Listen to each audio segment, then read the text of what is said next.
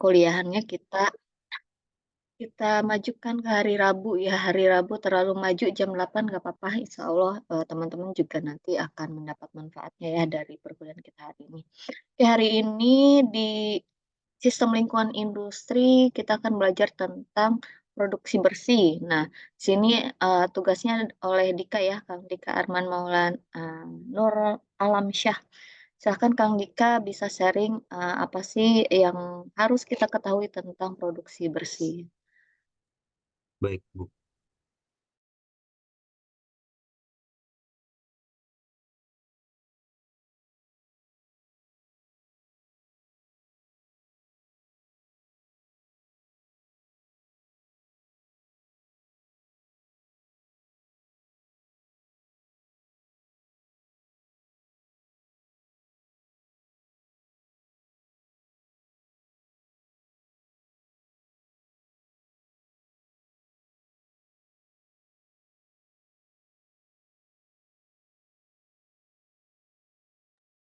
Apakah sudah pindah?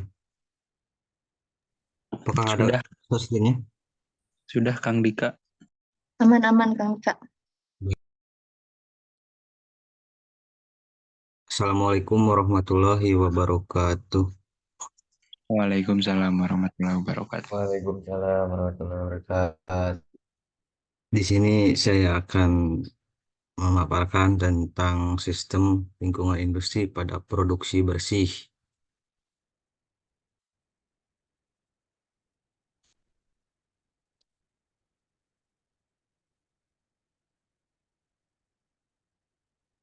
Awalnya, produksi bersih merupakan sebuah strategi pengelolaan lingkungan yang bersifat preventif dan terpadu yang perlu diterapkan secara terus-menerus pada proses prosedur dan daur hidup produk dengan tujuan mengurangi risiko terhadap manusia dan lingkungan. UNEP 2003. Kementerian Lingkungan Hidup mendefinisikan produksi bersih adalah strategi pengelolaan lingkungan yang bersifat preventif, terpadu dan ditetapkan secara terus-menerus pada setiap kegiatan mulai dari hulu ke hilir yang terkait dengan proses produksi. Produk dan jasa untuk meningkatkan efisiensi penggunaan sumber daya alam, mencegah terjadinya pencemaran lingkungan, dan mengurangi terbentuknya limbah pada sumber daya sehingga dapat meminimasi resiko terhadap kesehatan dan keselamatan manusia serta kerusakan lingkungan. Dari dari pengertian mengenai produksi bersih, maka kata kunci yang dipakai untuk mengelola lingkungan adalah pencegahan terpadu peningkatan efisiensi minimasi resiko.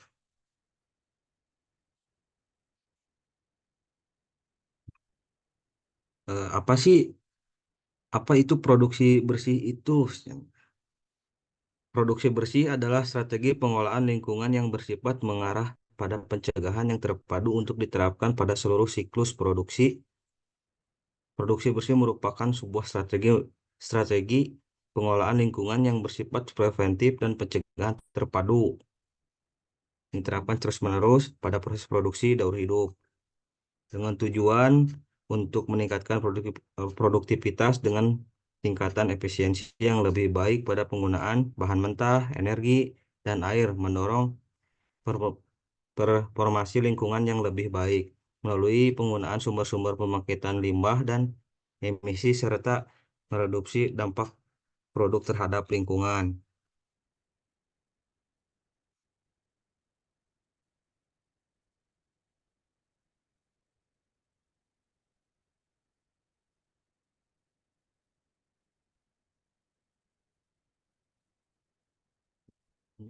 Ada prinsip-prinsip produksi bersih.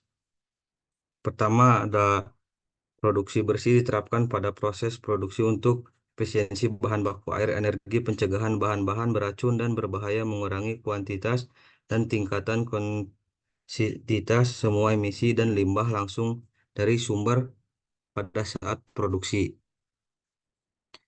Kedua, ada mengurangi atau meminimumkan penggunaan bahan baku dan serta energi penghindaran penggunaan bahan baku yang berpotensi untuk menghasilkan limbah berbahaya.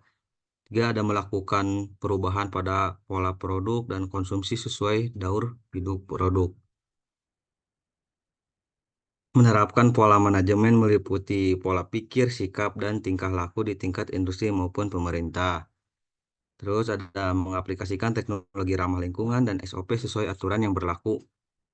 Lanjut ada pelaksanaan program produksi bersih ini lebih mengarah pada pengaturan sendiri dan peraturan yang bersifat musyawarah mufakat daripada pengaturan secara kontrol.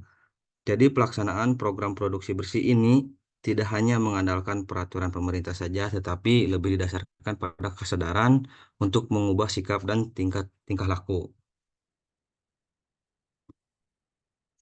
Nah, ada tujuan produksi. Yang pertama itu ada pengurangan limbah dan polusi. Produksi bersih bertujuan untuk mengurangi limbah dan emisi polutan yang dihasilkan selama proses produksi dengan mengimplementasikan praktik produksi yang ramah lingkungan. Perusahaan dapat mengurangi dampak negatif terhadap lingkungan. Yang kedua ada efisiensi sumber daya. Produksi bersih bertujuan untuk meningkatkan efisiensi dalam penggunaan sumber daya seperti energi, air, dan bahan baku. Dengan mengoptimalkan penggunaan sumber daya, perusahaan dapat mengurangi biaya produksi dan meningkatkan keberlanjutan. Yang ketiga, ada peningkatan produktivitas. Dengan menerapkan produk bersih, perusahaan dapat meningkatkan produktivitas dan kualitas produk. Praktik produksi yang ramah lingkungan seringkali juga berdampak positif pada efisiensi operasional dan kualitas produk.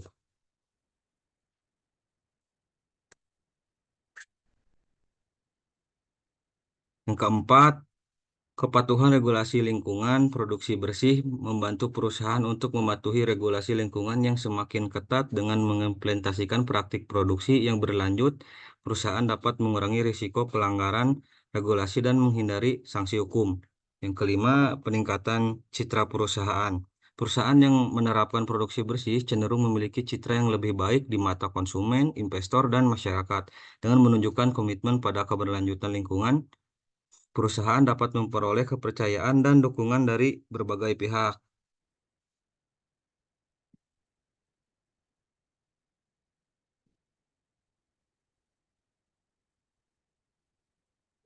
Di sini ada manfaat produksi bersih. Yang pertama, ada produksi bersih diterapkan pada proses produksi. Untuk efisiensi bahan baku ini, energi mencegah bahan-bahan beracun dan berbahaya, mengurangi kuantitas dan limbah konsumsi. Toksisitas semua emisi limbah langsung dari sumber pada semua proses. Yang kedua, ada produksi bersih diterapkan pada produk. Penurunan dampak negatif produk terhadap lingkungan, kesehatan, dan keselamatan siklus hidup produk, penurunan dampak negatif dan ekstraksi pada bahan baku. Yang ketiga, ada produksi bersih diterapkan pada bidang jasa. Memadu masalah lingkungan ke dalam rancangan penerapan produksi bersih, memandukan lingkungan terhadap pengolahan limbah yang berdampak pada kesehatan dan keamanan lingkungan. Yang keempat, ada elimination atau pencegahan. Upaya untuk mencegah timbunan limbah langsung dari sumber daya dengan cara membuang langsung sisa limbah baik berupa cair maupun berupa padat yang dapat didaur ulang. Yang kelima ada reduk atau pengurangan. Upaya untuk menurunkan dan mengurangi limbah yang dihasilkan dengan melakukan penghematan, penggunaan bahan baku maupun bahan penolong seefisien mungkin dengan cara mengukur, menimbang sesuai standar yang dibutuhkan. Yang keenam ada reusi pakai untuk penggunaan kembali. Upaya untuk meningkatkan suatu limbah dapat digunakan kembali tanpa diperlukan kimia, fisika, biologi dengan cara memanfaatkan limbah yang dihasilkan dalam bentuk lain untuk digunakan selain produk intinya. Ada ketujuh ada recycle atau daur ulang. Upaya mendaur ulang limbah untuk memanfaatkan limbah dengan memproses kembali ke proses semula melalui perlakuan fisika, kimia, dan biologi yang bisa menghasilkan produk sesuai produk inti yang dihasilkan. Yang kedelapan ada recovery, reclaim atau pungut ulang, ambil ulang. upaya memanfaatkan bahan-bahan yang masih mempunyai nilai ekonomi tinggi dari suatu limbah kemudian dikembalikan ke dalam proses produksi dengan atau tanpa perlakuan fisika, kimia, dan biologi. Nah, di sini ada studi kasusnya. Patagonia itu dari perusahaan California, kayak brand baju kayak gitulah.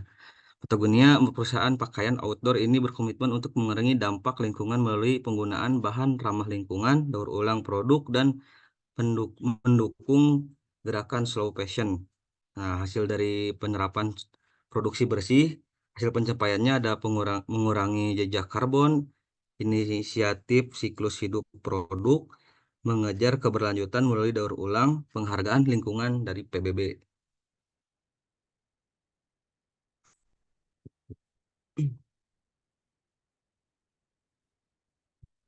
Ada langkah-langkah implementasi produksi bersih. Yang pertama, perencanaan dan organisasi. Pada langkah ini, kawasan industri JP menyiapkan perancangan visi misi dan strategi produksi bersih. Sasaran peluang produksi bersih yang dikaitkan dengan bisnis dan adanya komitmen dari manajemen puncak. Langkah kedua, kajian dan identifikasi peluang. Melakukan pemetaan proses atau pembuatan diagram alir proses sebagai alat untuk memahami aliran bahan, energi, dan sumber timbulan limbah di kawasan industri. Langkah ketiga, analis analisis kelayakan dan penentuan prioritas. Menentukan pilihan produksi bersih kawasan industri berdasarkan keuntungan, biaya yang dikeluarkan, dan pendapatan penghematan yang diperoleh, risiko yang dihadapi, tingkat komitmen, melakukan analis kelayakan lingkungan, teknologi, dan ekonomi. Langkah keempat, implementasi. Membuat perencanaan waktu pelaksanaan secara konkret dan rencana tindakan yang dilakukan menentukan penanggung jawab program pelaksanaan dan pengalokasikan sumber daya yang diperlukan. Di sini ada referensinya diambil dari Wikipedia, terus Sprinko Asesmen Produksi Bersih, Smart Sentra Kemensi Penerapan Manfaat Produksi Bersih, terus dari industri JP-nya juga. Kesimpulannya, jadi kesimpulannya produksi bersih Produksi bersih adalah pendekatan untuk mengurangi dampak negatif terhadap lingkungan dan peningkatan efisiensi sumber daya dalam proses produksi. Dengan mengadopsi praktik produksi bersih, perusahaan dapat mengurangi emisi karbon, limbah, dan polusi lingkungan. Ini juga mendorong penggunaan sumber daya yang lebih efisiensi dan inovasi.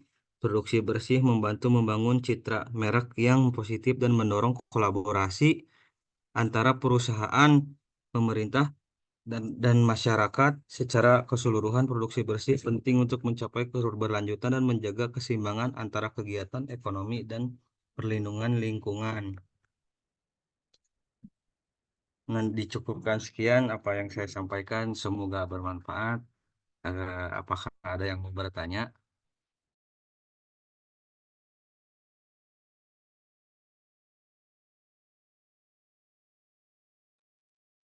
Kang Dika bisa sambil di-share ya materinya ya di grup. Atau udah ke Oh, email? ya, ya baik Bu. Belum sih Bu. Oh, belum ya. Ya udah di grup aja ya. Iya Bu. Stok Kang mangga Dika, lain ada nggak tuh yang nanya? izin bertanya Kang Dika, Boleh. di Indonesia sendiri gitu, apakah sudah ada gitu contoh perusahaan yang memakai sistem produksi bersih gitu? Kalau kalau ada gitu, bagaimana gitu cara mereka menerapkannya gitu? Terima kasih. Baik-baik saya tampung ya. Ya, silakan Kang Dika. Apakah ada lagi teman-teman? Kayak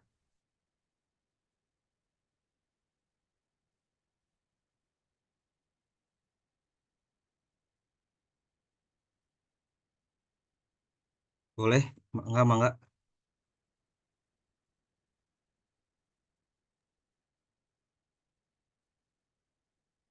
kegiatan boleh. Boleh. Eh, jadi bagaimana proses implementasi produksi bersih di perusahaan? Sudah segitu aja.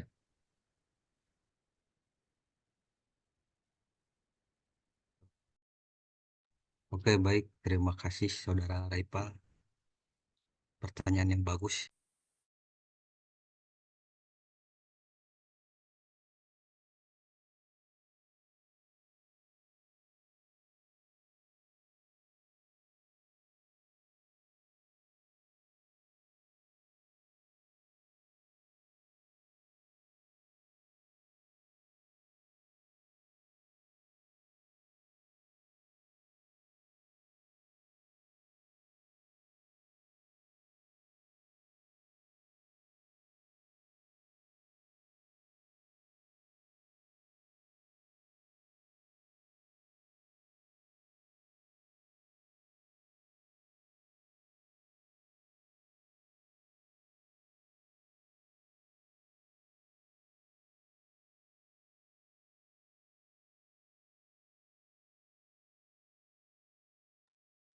Apakah ada lagi?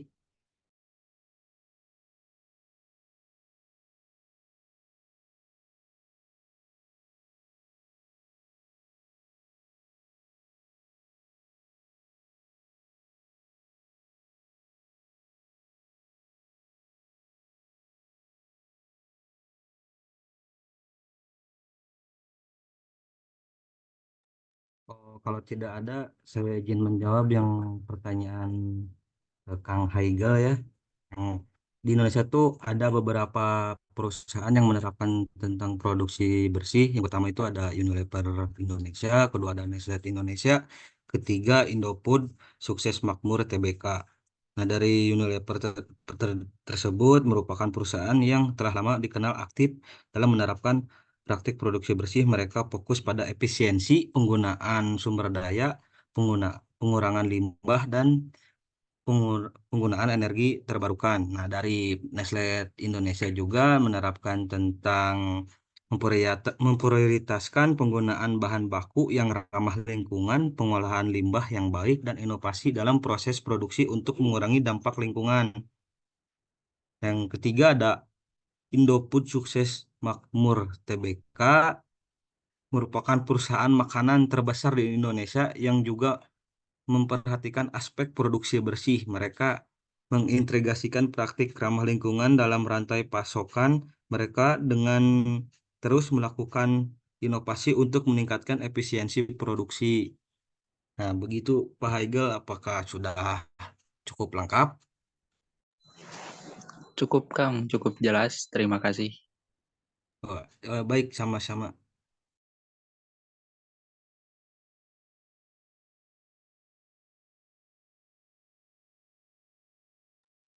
Izin menjawab untuk pertanyaan Kang Raipal.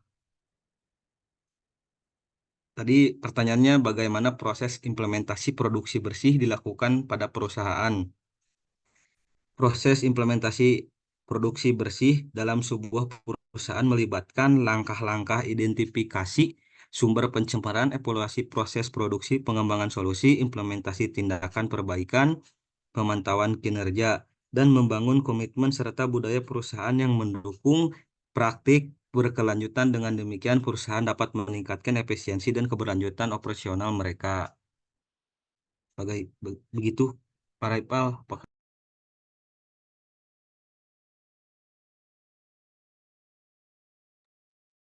Baik, terima kasih Kang Dika.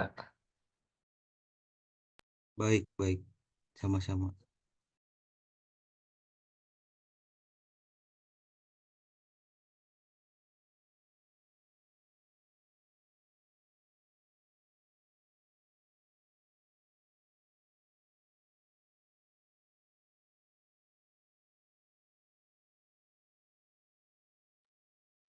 Udah semua ya dijawab ya?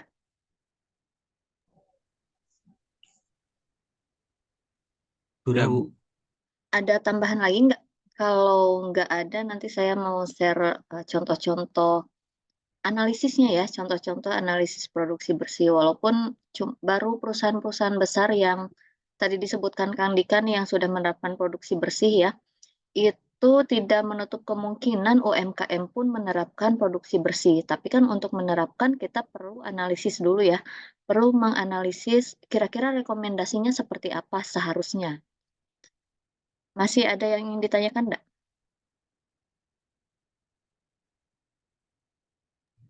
Mungkin cukup, Bu. Cukup ya, kalau cukup, oke. Ini materinya belum sempat ke litera, soalnya litera gangguan, kalian bisa absen nggak? Nggak Sama bisa, tidak, Bu. Bu? Nggak Nggak bisa bisa, ya, Bu. sama kita ini. Sama nih. Nah, ini untuk materi-materinya ya, materi tadi kan Kang Dika bagus menyampaikannya poin per poin, tapi untuk lengkapnya nanti bisa dipelajari di sini. Nah, ada yang 5R tadi ya, rating atau pencegahan, reduce, terus reuse, kita harus pakai ulang, terus recycle dan juga recovery. Sebetulnya prinsip utamanya produksi bersih itu di bagaimana pengelolaan limbah dan jadikan limbah itu tuh bukan sebagai sampah, tapi dia sebagai peluang lain atau peluang ekonomi yang lainnya gitu ya. Caranya apa? Bisa aja kita meminimalisir limbahnya kan. Ya, tapi kalau sudah terlanjur ada limbah diapain nih? Kalau terlanjur ada limbah, berarti kan kita harus mengubah limbah tersebut menjadi pundi-pundi rupiah juga gitu. Itu prinsip utamanya di produksi bersih. Tapi untuk bisa mengelola limbah, kita perlu tahu prosesnya. Ya, mulai dari bahan baku, tuh bahan bakunya yang diperlukan dari perusahaan itu tuh apa? Terus proses produksinya seperti apa? Sampai ke pemasarannya kita perlu tahu. Jadi di produksi bersih ini sampai ke regulasi kita perlu pahami ya, sehingga kajian produksi bersih ini memang sangat terstruktur dan juga mungkin sedikit rumit ya, karena kita sebagai orang baru pun perlu tahu proses yang ada di sana. Nah, biasanya bekerja sama dengan perusahaan karena orang baru tidak mungkin langsung bertanya ke perusahaan tersebut ya. Nah, lebih enaknya jika ada perusahaan di perusahaan tersebut kita sudah ada yang kenal. Jadi atau kita bisa meminta izin observasi terlebih dahulu. Observasi itu kita seperti ingin mengetahui lah bagaimana sih proses produksi di sana, bahan baku di sana, pengelolaan limbah di sana. Nah, kita harus pahami betul-betul itu sehingga kita tahu gap-nya. Kita tahu apa sih peluang apa yang bisa kita rekomendasikan ya untuk penerapan produksi bersih. Tadi kenapa kita perlu menerapkan konsep produksi bersih juga sudah dijelaskan oleh Kang Dika ya.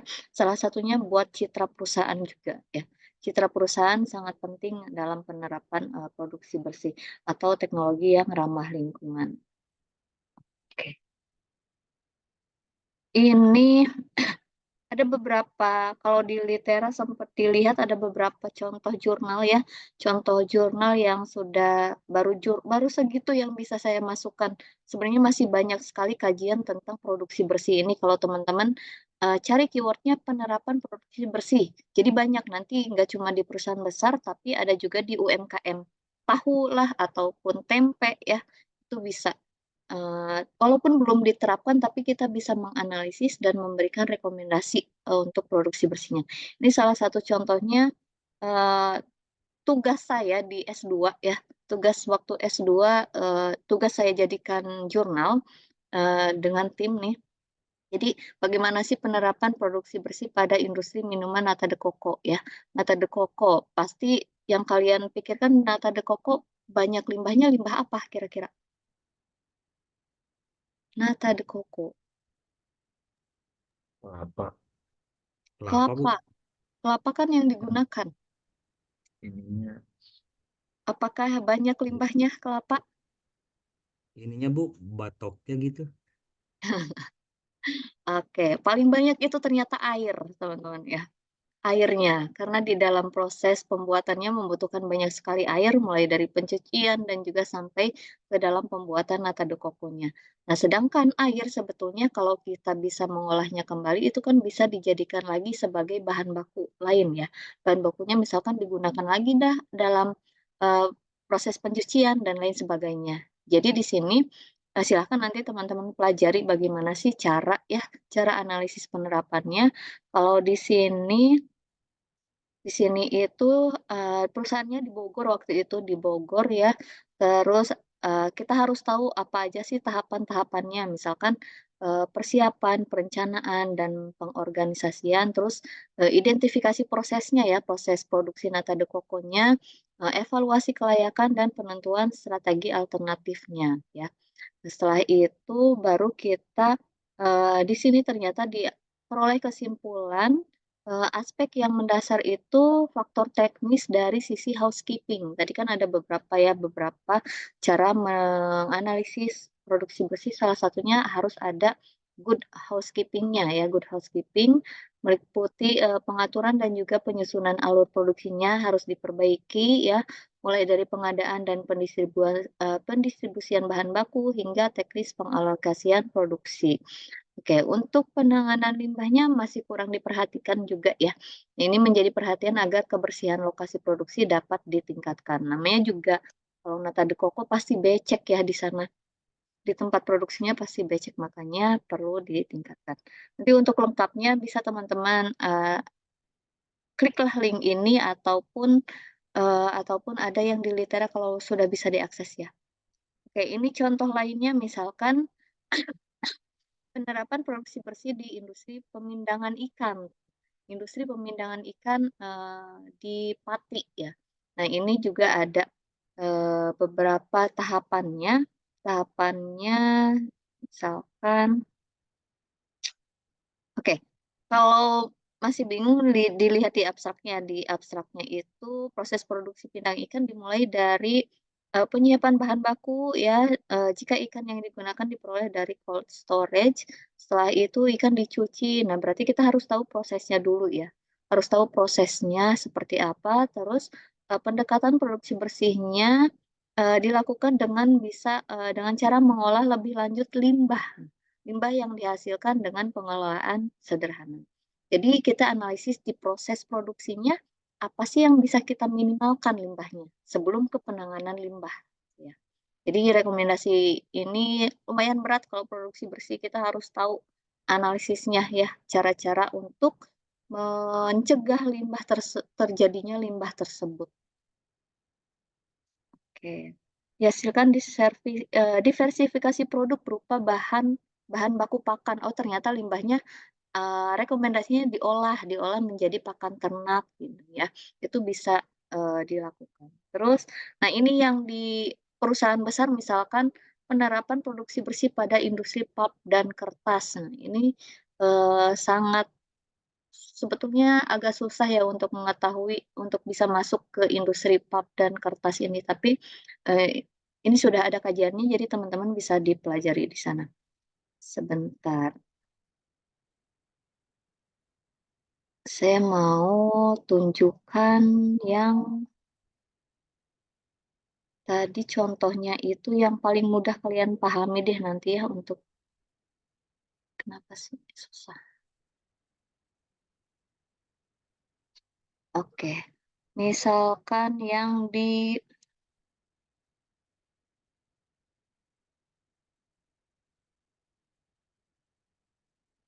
industri pulp and kertas ya.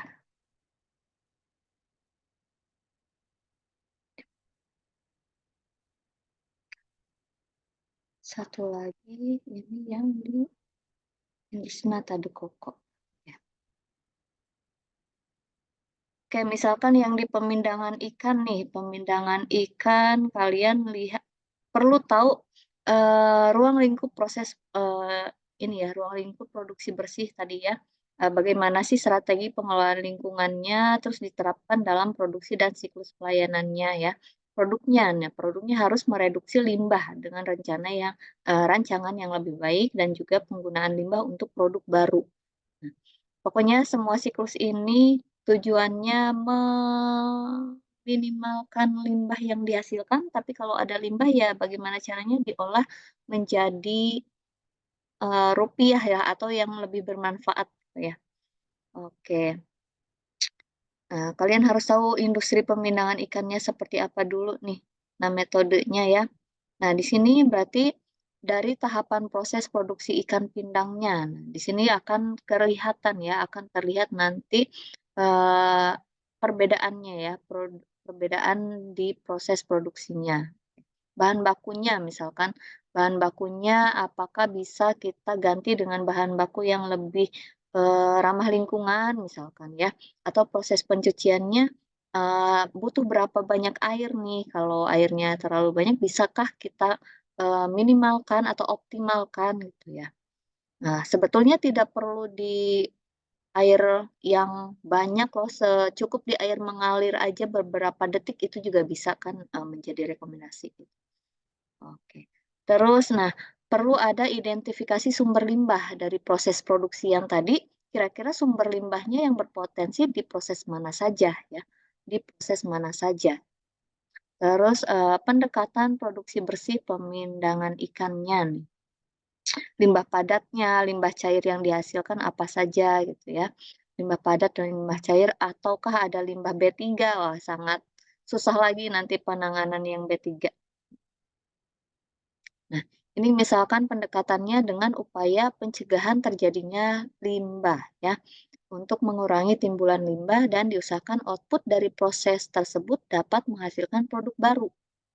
Rekomendasinya bisa dari kita analisis sumber limbahnya dulu, sumber limbahnya ya. Nah, ini ada bahan baku ya, terus bahan pembantu dan juga energi. Ini dibutuhkan untuk proses ya. Proses itu menghasilkan produk utama dan bahan sisa. Nah, untuk bahan sisa kita tadi 5R bisa ya, 5R. Bisa salah satu contohnya ada reuse, recycle, ada recovery. Ini untuk yang limbah cair, limbah cair. Nah, bagaimana sih pengolahan limbah cair dan juga limbah sehingga limbah tersebut aman dibuang ke lingkungan. Jadi ada pengelolaannya. Oke, ini salah satu contohnya ya, contohnya. Terus contoh yang lain yang di Nata de Coco. Nata de Coco juga sama, kita harus identifikasi dulu proses produksinya ya. Identifikasi proses produksinya sampai kalau di sini saya analisis aliran energinya, aliran bahannya ya. Nah, di sini harus tahu diagram alir pembuatan minuman Nata de Coco ya. Jadi kita bisa tahu kira-kira potensi limbahnya di mana aja nih. Nah, misalkan di sini ada proses pencucian dan pengembangan potongan Nata de Coco. Membutuhkan apa saja nih? Berarti inputnya air dan juga potongan Nata de Coco. Sedangkan kita teruskan ke penirisan air cucian Nata de Coco, proses selanjutnya ya. Berarti menghasilkan apa kalau di penirisan? Ada hasilnya air limbah di sini ya. Ada air limbah dan juga proses selanjutnya pemasakan Nata de Coco membutuhkan apa saja membutuhkan air ya. Air dan juga energi. Terus di penyaringan ada nggak sih limbah di penyaringan kira-kira? Oh, ternyata ada limbahnya air rebusan. Nah, ternyata air rebusan ini bisa loh dipakai lagi di pemasakan Nata de Coco misalkan gitu ya. Jadi alur ini tuh harus teman-teman analisis. Terus selanjutnya proses filling, adakah limbah yang dihasilkan di proses filling? Filling itu pemasakan ya, pemasakan dengan air gula atau sebelum ke pengemasan primer ya. Pengemasan primer ada limbahnya, ternyata limbah padat yang dihasilkan. Nah, di tiap proses dianalisis limbah dan juga input yang dibutuhkan. Ya. Terus setelah analisis proses, nah masing-masing dianalisis di pencucian dan pengembangan Nata de Coco ini alirannya ya, aliran massa, keseimbangan massa dan proses pencuciannya. Kalian tidak perlu sampai ke sini, bingung nanti. Apa yang inputnya apa, outputnya apa nih ya. Outputnya ada Nata de Coco sebesar 33,81 kilo dari 34,19 berarti sisanya kemana nih? Ternyata sisanya itu adalah air cucian. Tidak perlu sampai ke analisis ke keseimbangan masanya, nggak perlu. Kalian analisis prosesnya dulu, terus potensi limbahnya tuh di mana saja, dan nanti ada rekomendasi produksi bersihnya di mana. Terus di penirisan juga sama. Jadi kalau saya ini dianalisis satu persatu tiap prosesnya, selain dari flowchart yang tadi di atas ya. Pembuatan air gula juga nih. Ada ternyata limbahnya uap air sebesar sekian. Ini harus tahu kesetimbangan masanya nih. Ini nggak perlu deh, kasihan.